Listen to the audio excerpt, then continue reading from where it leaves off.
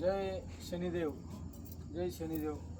आज शनी शिंगणापूर या ठिकाणी दर्शनासाठी आल्यानंतर खऱ्या अर्थाने मनाला की ज्या शनी शिंगणापूरमध्ये देव आहे पण देऊळ नाही, घर आहे पण त्या घराला दरवाजे नाही, त्या शनिदेवाला कुठेतरी बंदिस्त केलेलं आज या ठिकाणी पाहायला मिळत आहे। पहिला सण हे गेट या ठिकाणी पाहतो आपण।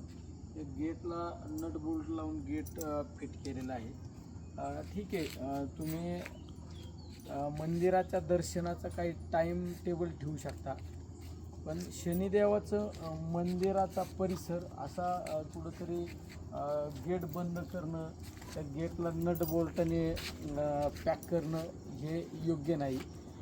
कारण या शनिदेवाचं एक आगळं वेगळं महात्म्य आहे। कारण या गावामध्ये घरांना दरवाजासुद्धा नाही। आज आपण काही ठिकाणी पाहिलं तर फक्त पडदा लावलेला तुम्हाला घरं पाहायला मिळतील। आणि या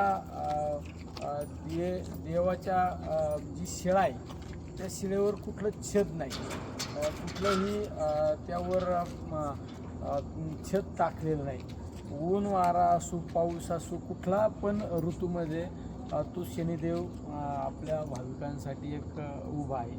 त्यामुळं खऱ्या अर्थाने मी आपणाद्वारे प्रशासनाला सुद्धा उद्या पत्रव्यवहार करणार आहे की या मंदिर परिसरामध्ये असं गेट लावणं योग्य नाही। ठीक आहे, तुम्ही सिक्युरिटी ठेवू शकता, मंदिराच्या दर्शनाचा टायमिंग काही टायमिंगसुद्धा ठेवू शकता, स्वच्छतेच्या कारणानुसार टायमिंग ठेवणंसुद्धा योग्य आहे।